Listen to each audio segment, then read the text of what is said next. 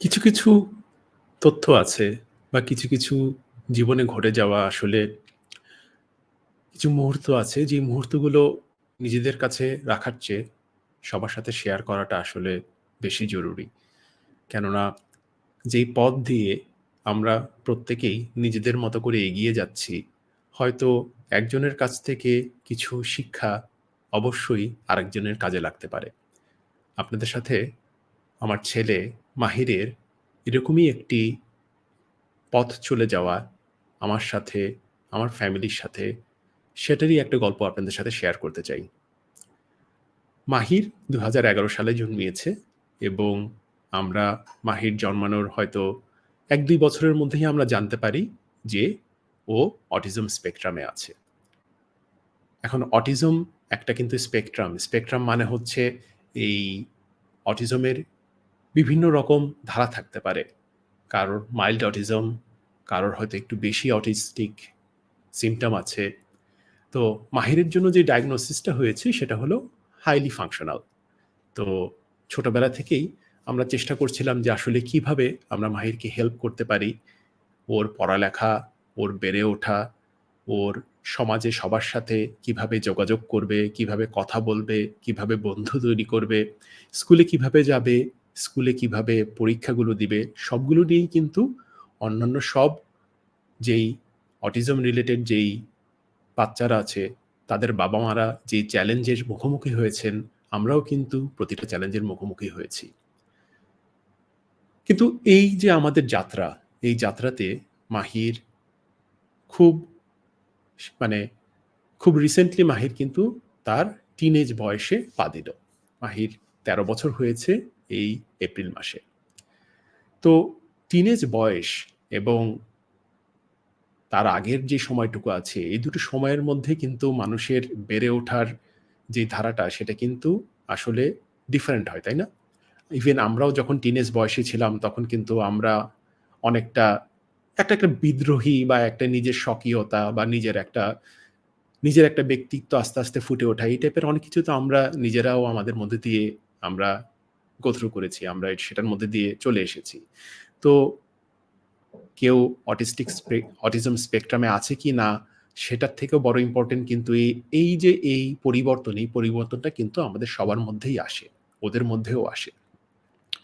তো গত প্রায় আমি বলব ১ বছর ধরে আস্তে, আস্তে মাহিরের মধ্যেও এই চেঞ্জ গুলো আসা শুরু করল এবং যখন এই চেঞ্জ গুলো আসছে, আমরা দেখছি যে প্রত্যেক মাসে, মাসে কেমন যেন ওর একটা একটু বেশি রেগে যাচ্ছে বা নিজের যেই এটাকে বলে impulsive behavior, যে কোনো একটা কিছু ঘটলো বা কোনো একটা ট্রিগার হলো, ওই ট্রিগারের সাথে সে আসলে নিজেকে ঠিকমতো কন্ট্রোল করতে পারছে না। বা নিজের যেই আ কন্ট্রোলটা থাকা উচিত ছিল নিজের পুরা সিচুয়েশন এর মধ্যে, সেই কন্ট্রোলটা সে হঠাৎ করে হারিয়ে ফেলছে। এমন হতো যে সে তার সবচেয়ে পছন্দের কোনো একটা জিনিস হয়তো ভেঙে ফেলছে বারবার। বা সে কোনো একটা সাউন্ড শুনলো যেটা তার পছন্দ না, সে হয়তো দৌড়ে এসে রান্নাঘরে একটা গ্লাস ভেঙে ফেলল। তো এই যে এই অ্যাগ্রেসিভ বিহেভিয়ার, এটা কিন্তু আস্তে, আস্তে দেখা যাচ্ছে যে যত ওর বয়স বাড়ছিল ১১ বছর, ১২ বছর, এখন ১৩, ওর ওই বিহেভিয়ারটা বাড়া শুরু করল। তো বাড়তে, বাড়তে একসময় এমন পর্যায়ে চলে গেল যে আমরা সবসময় একটু তটস্থ থাকতাম যে এখন কি হবে? মাহির কি আবার চেতে যাবে?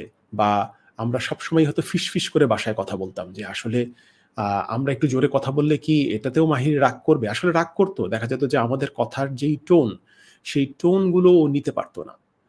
এবং এটা করতে, করতে এমন একটা পর্যায়ে আমরা চলে গেলাম যে আমরা চিন্তা করলাম যে আসলে এভাবে আমরা আর কতদিন তাহলে চলতে পারবো? আমরা তো আমাদের যে সাইকিয়াট্রিস্ট আছে তাকে দেখাচ্ছি এবং সাইকিয়াট্রিস্ট কিন্তু ওষুধও প্রেসক্রাইব করেছেন। সেই কিছু ওষুধেও মাহির ছিল।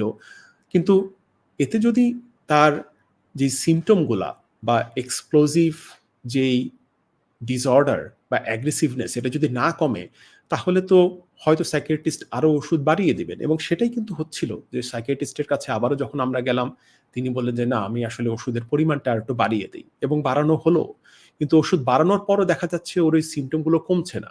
বরঞ্চ সিম্পটম গুলো ওষুধ বাড়ার সাথে, সাথে তাল দিয়ে সিম্পটম গুলোও বাড়ছিল। তো সেক্ষেত্রে আমরা একটা ইন্টারেস্টিং আ নতুন একটা জার্নি শুরু করি। এটা গত মাসের, এখন তো এটা মে মাসের আজকে হলো ১৮ তারিখ। তো আমরা এপ্রিলের ১২ তারিখে একটা নতুন জিনিস শুরু করি, সেটাকে বলা হচ্ছে থেরাপিউটিক কিটোসিস। তো আমি আসলে কিভাবে মাহিরকে হেল্প করা যায় সেটা নিয়ে অনেক চেষ্টা করছিলাম। কারণ আমার আমার আসলে ডে টু ডে যে জব, যেখানে আমি চাকরি করি সেটাতে আমার কাজ কিন্তু রিসার্চ করা এবং রিসার্চ করে আমাদের ফাইন্ডিং গুলোকে কিভাবে আমরা ইমপ্লিমেন্ট করতে পারি আমাদের দৈনন্দিন জীবনে। সেটাই হচ্ছে কিন্তু আমার একটা মুখ্য কাজ আমার চাকরিতে। তো আমি চিন্তা করলাম যে আচ্ছা, তাহলে আমি এই যে মাহিরের এই কন্ডিশন, এটা নিয়ে রিসার্চ করি না কেন? একটু বের করার চেষ্টা করি যে আসলে ঘটনাটা কি হচ্ছে এবং কিভাবে ওকে আমরা, হ্যাঁ, ওষুধ আছে, সাইকিয়াট্রিস্ট আছেন এবং থেরাপিস্ট আছেন, সবাই তো তাকে হেল্প করতে পারে। বাট এর সাথে অন্য কি করা যায়? যেভাবে আমরা ওকে হেল্প করতে পারি। তো সেটা নিয়ে যখন আমি নিজের মতো করে একটা রিসার্চ করা শুরু করলাম এবং নিজের মতো করে এই রিলেটেড স্টাডিগুলো পড়া শুরু করলাম। বিভিন্ন রিসার্চ জার্নাল আছে, রিসার্চ সাইট আছে লাইক PubMed বা Google Scholar, বা এই জায়গাটাতে আমি সার্চ করা শুরু করলাম যে আচ্ছা, আমি অটিজম রিলেটেড ইরিটেবিলিটি, এটার সাথে আর কি ইন্টারভেনশন করা যায়? কোন জায়গা থেকে আসলে আমরা মাহিরকে আরেকটু হেল্প করতে পারি যাতে তার অটিজম রিলেটেড ইরিটেবিলিটি এটা কমানো যায়। কারণ এটা যদি না কমাতে পারি, ওকে কিন্তু একটা নরমাল লাইফে আনা খুব ডিফিকাল্ট। কন্টিনিউয়াসলি যদি ও চিন্তা করতে থাকে, আচ্ছা, আমার এখন রাগ উঠে যাচ্ছে, আমি এখনই ভেঙে ফেলবো, বা পুরান কোনো স্মৃতি থেকে ওর হয়তো রাগ উঠে আসছে, সেটা থেকে ওকে কিভাবে বের করা যায়, এটাই ছিল আমার নিত্যদিনের আসলে চিন্তা, যে কিভাবে ওকে এখান থেকে বের করা যায়। তো এই যে আমি যখন আমার নিজের একটা আলাদা রিসার্চ শুরু করলাম, তো এই রিসার্চের মধ্যে দিয়ে একটা জিনিস আমি খুঁজে পেলাম, সেটা হলো আসলে আমাদের যে মস্তিষ্ক, এই মস্তিষ্কর মধ্যে বেশ কিছু নিউরোট্রান্সমিটার আছে, যেটা কিনা আইদার আমাদেরকে খুব এক্সাইটেড করে ফেলতে পারে, অথবা একটু নরমাল বা কাম ডাউন করতে পারে, তাই না? তো এই যে আমাদেরকে খুব এক্সাইটমেন্ট অথবা একটু কাম ডাউন করা, একটু শান্ত করা, এই ২ টা এই ২ জায়গাটাতেই আসলে একটা নিউরোট্রান্সমিটারের একটা ভূমিকা আছে। এদেরকে বলে GABA এবং গ্লুটামেট। আমি হয়তো নামগুলো এক্সাক্টলি এখন ঠিক বলছি, বাট হয়তো টেকনিক্যাল ডিটেইলস এ আমার কিছুটা ভুল হয়ে যেতে পারে। সেটা ক্ষমা সুন্দর দৃষ্টিতে দেখবেন। কারণ আমার আমার ব্যাকগ্রাউন্ড কিন্তু আসলে কম্পিউটার সায়েন্স, প্রোগ্রামিং, এই জায়গাটাতে। আমার ব্যাকগ্রাউন্ডটা মেডিকেল সায়েন্স না। আ কিন্তু তারপরেও আমি আমার রিসার্চ এর থ্রুতে যেগুলা আমি জানতে পেরেছি, আমার কাছে মনে হয়েছে যে যদি আমি আপনাদের সাথে শেয়ার করি, হয়তো আপনাদের জীবনেও যদি এটার কোনো না কোনো দিক থেকে কাজে লাগে, আমি আসলে মনে করব যে না, আসলে এট লিস্ট যতটুকু আমি জানতে পেরেছি সেটা শেয়ার করাটা জরুরি, এবং কারো যদি সেখান থেকে কোনো কাজে লেগে যায়, তার আ বাচ্চাদের যদি এটাতে কোনো কাজে লাগে, অবশ্যই আসলে এই জিনিসটা আমার শেয়ার করা উচিত। যদিও আ টুকটাক যদি কোনো ভুল থাকে, ক্ষমা সুন্দর দৃষ্টিতে দেখবেন। তো যেটা বলছিলাম যে মস্তিষ্কে আমাদের এক্সাইট করার জন্য হচ্ছে গ্লুটামেট, এবং আমাদেরকে শান্ত রাখার জন্য হচ্ছে GABA, এই নিউরোট্রান্সমিটার গুলো কাজ করে। তো আমি পড়ালেখা করা শুরু করলাম আসলে GABA নিউরোট্রান্সমিটার, এটাকে আমি কিভাবে আসলে আরো বাড়াতে পারি মাহিরের মধ্যে। তো এটা বাড়ানো অনেকগুলো ওয়েজ আছে। তার মধ্যে একটা ওয়েজ হচ্ছে আসলে আমাদের খাবার দিয়ে, বা যে ফুড ইনটেক, সেটা দিয়ে আসলে গাবার নিউরোট্রান্সমিটারের এফেক্টিভনেস, এটার প্রোডাকশন আসলে আমাদের শরীরে বাড়ানো যায়। তো এটা নিয়ে পড়ালেখা করতে আমি দেখলাম যে আচ্ছা, আ এরকম কিন্তু এক্সাম্পল অলরেডি হয়তো বাইরে আছে, যেটার হয়তো আমাদের আ না খুঁজলে আমাদের চোখে পড়ে না। তো এই জায়গাটাতেই খুঁজতে আমি একটা ওয়েবসাইটের খবর পেলাম। সেটার নাম হচ্ছে মেটাবলিক মাইন্ড বা metabolicmind.com, এবং মেটাবলিক মাইন্ড এর একটা ইউটিউব চ্যানেলও আছে। আমি লাগলে হয়তো লিংক দিয়ে দিব আমার এই ভিডিওর ডেসক্রিপশনে। তো এই যে এই মেটাবলিক মাইন্ডের জেনেসিসটা বেশ ইন্টারেস্টিং। আপনারা জানি না, আপনারা Roblox নামে একটা গেমের নাম শুনেছেন কিনা? তো Roblox এর যে ফাউন্ডার, সেই ফাউন্ডারের একটা ছেলে আছে, ছেলের নাম হচ্ছে ম্যাট। তো এই ম্যাট ছেলেটা, ও কিন্তু আ আনফরচুনেটলি তার কিছু মেন্টাল ডিসঅর্ডার আছে, বাইপোলার ডিসঅর্ডার এবং স্কিজোফ্রেনিয়া, এবং এই যে বাইপোলার ডিসঅর্ডার এবং স্কিজোফ্রেনিয়ার থ্রু দিয়ে তারা অনেক সাফার করেছে। তারা অনেক নামি দামি সাইকিয়াট্রিস্ট দেখিয়েছে ওয়ার্ল্ডে। তারা কিন্তু বিলিয়নিয়ার, তাদের কিন্তু টাকার অভাব নাই। কিন্তু এত নামি দামি সাইকিয়াট্রিস্ট দেখিয়েছে, অনেক ওষুধের মধ্যে ছিল, তারপরেও দেখা যাচ্ছে তার ছেলের তেমন লাভ হচ্ছে না। কিন্তু তারা তখন আমার মতোই তার মাও খুঁজতেছিল আসলে কি করা যায়? আমার ছেলের জন্য নেক্সট আমি কি করতে পারি? এই খুঁজতেই তারা একজন ডাক্তারের কথা জানলেন। এই ডাক্তার হচ্ছেন হার্ভার্ডের one of the top psychiatrist. তার নাম হচ্ছে ডক্টর ক্রিস পালমার। তো ক্রিস পালমারের একটা স্টাডি ছিল, সেখান থেকে একটা থেরাপিউটিক কিটোসিস নামে একটা ইন্টারভেনশন উনি করেন, ডায়েটারি ইন্টারভেনশন, যেটার থ্রু দিয়ে উনি বলেন যে না, যারা কিনা মেন্টাল হেলথ ডিসঅর্ডারে আছে তাদেরকে আসলে কমপ্লিমেন্টারি সাহায্য করা যায় থেরাপিউটিক কিটোসিসের মাধ্যমে। তো তারা তখন বললেন যে আচ্ছা, what do we have to lose? আমাদের তো আসলে হারানোর কিছু নাই, আমরা এটা চেষ্টা করে দেখি কিনা। তো ম্যাটের মা ম্যাটের সাথে আলাপ করলো, ম্যাট বলল হ্যাঁ আমি এটা ট্রাই করতে চাই, লেটস ট্রাই ইট। এবং যখন ম্যাট এটা ট্রাই করলো with the help of doctor Chris পালমারের সাহায্য নিয়ে, দেখা গেল যে ওর যত সমস্যা ছিল আস্তে আস্তে কমতে কমতে এখন ওষুধের ডিপেন্ডেন্সিও কমে যাচ্ছে, ওর সমস্যাগুলোও কমে যাচ্ছে। তো এখানে ডক্টর ক্রিস পালমার, ওনার একটা বই আছে, বইয়ের নাম হচ্ছে ব্রেইন এনার্জি। খুব সুন্দর করে বইটা লেখা, আমি পুরো বইটা পড়েছি। ওই বইটা নিয়ে হয়তো আরো একটা দিন কথা বলবো যখন সময় হবে। তো ডক্টর ক্রিস পালমার পালমার উনি যেটা বলেছেন যে আসলে মেন্টাল হেলথ রিলেটেড আমাদের যেই সিমটমগুলো আছে, এই সিমটমগুলোও কিন্তু অটিজমের স্পেকট্রামের মতো একটা স্পেকট্রাম। তো আমাদের আজ থেকে ১০০ বছর আগে একটা ট্রিটমেন্ট চালু ছিল, সেটা হলো এপিলেপসি। এপিলেপসি বাচ্চাদের জন্য বা এপিলেপসিতে যারা সাফার করতেন, যাদের এপিলেপসির জন্য যাদের সিজার হতো, তাদের জন্য একটা ট্রিটমেন্ট চালু ছিল যে আইদার ফাস্টিং করতে হবে। তারা যদি ফাস্টিং করে তাহলে তাদের এই এপিলেপসির ইনসিডেন্টটা হয় না, বা এই সিজারটা তাদের তখন হয় না। কিন্তু ফাস্টিং তো আপনি কন্টিনিউয়াসলি টানা করতে পারবেন না। তো ফাস্টিং এর মতো করে মিমিক করে বা ফাস্টিংকে কপি করে এই টাইপের একটা ডায়েট আছে, সেই ডায়েটটাই হচ্ছে থেরাপিউটিক কিটোসিস ডায়েট। তো থেরাপিউটিক কিটোসিস ডায়েটের প্রাইমারি যে অবজেক্টিভ, সেখানে বলা হয় যে আমাদের যে টোটাল ক্যালোরি ইনটেক, এই ক্যালোরি ইনটেকের প্রায় ৬০-৭০% হবে হেলদি ফ্যাট থেকে, প্রায় যদি ৬০% হয় হেলদি ফ্যাট থেকে, ৩০% হবে হচ্ছে আমাদের প্রোটিন থেকে, এবং বাদবাকি যা কিছু আছে সেটা বাদবাকি আমাদের ইনগ্রেডিয়েন্টস দিয়ে হবে।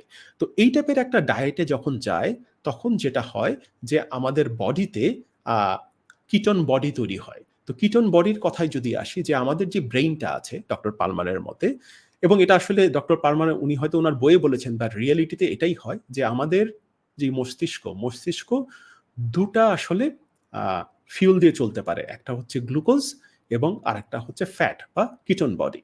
তো গ্লুকোজ দিয়ে সাধারণত আমরা এটাতেই ইউজড টু, তাই না? আমরা সবসময় কার্ব খাচ্ছি, আমরা সুগার খাচ্ছি, আমরা আ যেকোনো জায়গাতেই যাই, আমাদের যেটা আ সাজেস্টেড যে ফুড পিরামিড, সেখানে কি বলা হয় যে না, আমাদের কার্বোহাইড্রেটের পরিমাণ বেশি থাকবে এবং আমাদের মডারেট প্রোটিন থাকবে এবং ফ্যাট একদমই কম থাকবে। বাট থেরাপিউটিক কিটোসিসে আসলে এই পিরামিডটাকে একটু উল্টা করে দেওয়া হয়। ওরা যেটা বলে যে না, আমাদের healthy saturated fat, not unsaturated fat or not polyunsaturated fat, ওইটার ডিটেলস হয়তো পরে আরেকদিন আপনাদের সাথে শেয়ার করব। বাট হেলদি ফ্যাট কন্টেন্ট থাকবে বেশি, প্রোটিন মোটামুটি রেগুলার মতোই থাকবে, খুব বেশি না, এবং বাদবাকি জিনিস হলো অন্যান্য যে ফুড ইনগ্রেডিয়েন্টস আছে। সো এই ডায়েটে যখন যায়, তখন হয় কি, বডিতে কিটোন বডির পরিমাণ ব্লাডের মধ্যে বাড়ে, এবং তখন আমাদের ব্রেইন প্রেফার করে আচ্ছা গ্লুকোজ না, আমি এই কিটোন বডি দিয়ে আমার ব্রেইনটাকে আমি রান করি। তো এই যে নতুন একটা ওয়েতে ব্রেইনটা পাওয়ার হচ্ছে, এতে দেখা যায় কিছু মানুষ, আসলে কিছু বলবো না, মোটামুটি আমি বলব যে একটা ব্রড স্পেকট্রামে যারা কিনা মেন্টাল হেলথ ডিসঅর্ডারে আছে, তাদের না একটা নতুনভাবে তাদের ব্রেইন কাজ করা শুরু করে। তো এই নতুনভাবে যখন কাজ করা শুরু করে, আগের যেই ব্রেইনের নিউরাল পাথওয়ে গুলা ছিল, সেই পাথওয়ে গুলা একটা নতুন যখন একটা এই জায়গাটাতে একটা ফিউল পায়, তাদের কাজ করার ওয়ে, ব্রেইনের মধ্যে ইন্টারনাল যে মেটাবলিজমের ওয়ে, এই জায়গাটাতে একটা পরিবর্তন আসে। এবং এই পরিবর্তনটা অনেক সময় দেখা যায় যে তাদের যেই সমস্যাগুলো ছিল, সেই সমস্যাগুলো থেকে তাদেরকে বের করে নিয়ে আসতে তাদের ব্রেইন এই জায়গাটাতে একটা রেস্টোরেটিভ কাজ করা শুরু করে। এবং আমি যখন মাহিরের জন্য থেরাপিউটিক কিটোসিসটা ইমপ্লিমেন্ট করা শুরু করলাম, আমি আপনাদেরকে একটা ডেটা দেখাই, আপনারা বুঝতে পারবেন যে কি ড্রাস্টিক পরিবর্তন। এবং I should be able to share this, কারণ এটা আসলে নিজের কাছে রাখার মতো জিনিস না। আমি দেখি আমি শেয়ার করতে পারি কিনা। আমি এই সিস্টেমটাই ১ম ইউজ করছি। বাট আমি আশা করি আমি শেয়ার করতে পারবো। আমি একটু দেখি। আ হ্যাঁ, আমি দেখি, এই যে আপনারা হয়তো দেখতে পাচ্ছেন আমার স্ক্রিন। তো স্ক্রিনে আ আপনি দেখেন যে এই জায়গাটাতে মাহিরের যে ইভেন্টগুলা হতো, সেই ইভেন্টগুলা কিন্তু আমি এই জায়গাটাতে লিখে রাখতাম। আমি লেখা শুরু করছি মার্চের ১৪ তারিখ থেকে। না, মার্চের ১৭ তারিখ থেকে ১৪ তারিখে একটা মেডিসিনের আপডেট হয়েছিল এবং আমি খুব ডিটেইল লেভেলে গিয়েছি যে আসলে ও কি এক্টিভিটি করছিল। ঘুম থেকে উঠেছে সকাল আ ৪ টার দিকে, ৪:৫০ এর দিকে। ট্রিগার কি ছিল? আসলে আমি জানি না যে ট্রিগারটা কি ছিল। হয়তো কোনো কিছু সে চিন্তা করেছিল। কিন্তু ইভেন্টটা কি ছিল? সে দৌড়ে এসে একটা আ গ্লাস গ্লাসের জার একটা ভেঙে ফেলেছে কিচেনে যেয়ে। ইভেন্টের পরে কি হয়েছিল? সব ডিটেইল আমি এখানে লিখে রাখতাম এবং এইভাবে আমি আসলে চিন্তা করতাম যে কিভাবে ওকে হেল্প করা যায়। আমি দেখি যে আসলে আমার মার্চ মাসের মাঝামাঝি সময় থেকে বা ১৭ তারিখ থেকে আমার দেখা যায় যে এখানে লেখা আছে মার্চ মাসের ১৭ তারিখ থেকেই মার্চ মাসে প্রায় ৮ টা ইনসিডেন্ট। এপ্রিলেও কিন্তু এপ্রিলের ১২ তারিখের আগ পর্যন্ত আরো ৪ টা ইনসিডেন্ট। সো মার্চ মাসের ১৭ তারিখ থেকে এপ্রিলের ১২ তারিখ পর্যন্ত টোটাল কিন্তু আমার ১২ বার এই টাইপের ইনসিডেন্ট হয়েছে। আরেকটা ইনসিডেন্ট যদি যাই, কি অ্যাক্টিভিটি ছিল যে আফটার ওয়েকিং আপ ও এক্সারসাইজ করেছে। এক্সারসাইজ করার পর কি হলো যে সে আসলে চেয়ার থ্রু করলো তার রুমের ভেতরে যেয়ে। ইভেন্টটা হচ্ছে থ্রু চেয়ারস এট হিজ রুম টুয়াইস। মানে ও অ্যাজিটেটেড। সো এই যে এই অ্যাজিটেশন এটা কোনোভাবেই কমাতে পারছিলাম না। মাঝখানে ডাক্তার দেখিয়েছি। ডাক্তার মেডিসিন আপগ্রেডও করেছেন, নিউ মেডিসিন রুটিনও দিয়েছেন। সবকিছুই এই জায়গাটাতে আছে। কিন্তু তারপরেও দেখা যাচ্ছে তার এই অ্যাগ্রেসিভ বিহেভিয়ারটা কন্ট্রোল করা যাচ্ছে না। তারপর যেটা করলাম আচ্ছা আমি যে এই থেরাপিউটিক কিটোসিস নিয়ে পড়ালেখা করলাম, ব্রেইনে কিভাবে গাবা বাড়ানো যায় সেটা নিয়ে পড়ালেখা করলাম এবং এই যে মেটাবলিক মাইন্ড, ক্রিস পালমার এদের যেই লিটারেচার আছে সেগুলো পড়া শুরু করলাম এবং আমি থেরাপিউটিক কিটোসিস জার্নিটা মাহিরের জন্য শুরু করলাম কবে? এপ্রিলের ১২ তারিখ। এপ্রিলের ১২ তারিখের পর আপনারা দেখেন টিল টুডে আজকে হচ্ছে মের ১৮ তারিখ। ইনসিডেন্ট মাত্র ২ টা। এই যে ২ টা ইনসিডেন্ট ভেরি ইন্টারেস্টিং দেখাই আপনাদেরকে যে একটা হলো রেকর্ড 13 আর একটা হচ্ছে রেকর্ড 14। এই ২ টা ইনসিডেন্টেই যেটা হয়েছে যে ও কিন্তু থেরাপিউটিক কিটোসিস থেকে আসলে বের হয়ে গিয়েছে। ওয়ান অফ দ্য রিজন কেননা রেকর্ড 13 এ ওকে স্কুলে এক টিচার বেশ কিছু কুকিজ খেতে দিয়েছিল যেটাতে সুগার ছিল, যেটাতে এক্সট্রা অ্যামাউন্ট অফ কার্বোহাইড্রেট ছিল যেটা কিনা তার বডিতে যতটুকু পরিমাণ কিটোন বডি থাকার কথা ছিল সেটা না থেকে তার কার্বটা বেশি হয়ে গেছে। সে থেরাপিউটিক কিটোসিস থেকে বের হয়ে গিয়েছিল। বাসায় এসে বিকালবেলা সে কিচেনে যেয়ে আবারও তার একটা গ্লাস ভাঙার চেষ্টা করেছে। আবারও যদি যাই আমি আ রেকর্ড 14 এ সেই জায়গাটাতে দেখা যাবে যে অ্যাক্টিভিটি কি ছিল? সে আ একটা প্রোটিন বার খেয়েছিল যে প্রোটিন বারে প্রায় ২১ গ্রাম কার্বোহাইড্রেট ছিল এবং সুগার ছিল। সেটার কারণে সে তার রুমের ভিতরে একটা ক্লক থ্রো করেছে ফ্লোরে এবং তার একটা ছোট ফোন আছে বাটন ফোন, সেই বাটন ফোনটাও সে ভেঙে ফেলতে চেয়েছে, সে থ্রো করেছে। সো এই যে এই ২ ইভেন্টটাই কিন্তু তার আগে হাই অ্যামাউন্ট অফ সুগার এবং কার্বোহাইড্রেট তার ইনটেক হয়েছে এবং সে থেরাপিউটিক কিটোসিস থেকে বের হয়ে গিয়েছে এবং সেই এই ইনসিডেন্ট গুলো করেছে। তো এত ডিরেক্ট কোরিলেশন এবং এই যে চেষ্টাটা বা আমি রিসার্চ বলি, এক্সপেরিমেন্টেশন বলি এখনো কিন্তু চলছে আমার জন্য। কিন্তু আমার কাছে মনে হয়েছে যে এই জিনিসটা আসলে আপনাদের সাথে শেয়ার করা দরকার, তাই না? কারণ এই ফাইন্ডিংটা কিন্তু খুব ইম্পোর্টেন্ট। আ আমি জানি না এটা আসলে আর কার কাজে লাগবে। কিন্তু আমার কাছে মনে হয়েছে যে এই জার্নিটা এট লিস্ট আপনাদের সাথে শেয়ার করা দরকার। যদি এই জার্নির থ্রু দিয়ে এখন পর্যন্ত যতটুকু আপনাদের সাথে শেয়ার করলাম সেটাতে যদি ভবিষ্যতে অন্য কারোর উপকার হয় তাহলে অবশ্যই এই ইনফরমেশন গুলা শেয়ার করা উচিত। এবং বাংলাদেশে স্পেশালি আ আমাদের ভাষায় এই জিনিস নিয়ে কথা বলার আসলে রিসোর্স খুবই কম। আমি চেষ্টা করছি আমার মতো করে। আমি বলব না যে আমি সব জানি। আমি নিজেও শিখছি এবং কন্টিনিউয়াসলি শিখছি। আমি মাহিরকে নিয়ে মাত্রই এই জার্নিটা শুরু করেছি। মাত্র ১ মাসের একটু কয়েকটা দিন বেশি হয়েছে। বাট আমার কাছে মনে হয়েছে যে আসলে আপনাদের সাথে এই জার্নির বেশ কিছু সাকসেস স্টোরি শেয়ার করা উচিত। তাই আজকে শেয়ার করলাম। হয়তো ভবিষ্যতে আরো কিছু সাজেশন নিয়ে আসবো এবং আমি মাহিরের জার্নিটা আপনাদের সাথে শেয়ার করব যে এখন মাত্র তো ১ মাসের একটু বেশি হলো। আসলে ২ মাস পর কি হলো? ৩ মাস পর কি হলো? ৬ মাস পর কি হলো? হয়তো কোনো একটা এরকম একটা সেশনে মাহিরকেও নিয়ে আসবো আপনাদের সাথে কথা বলার জন্য। তো আমি সবাইকে রিকোয়েস্ট করব যে আপনারা আ মাহিরের জন্য দোয়া করবেন এবং আমার ফ্যামিলির জন্য দোয়া করবেন।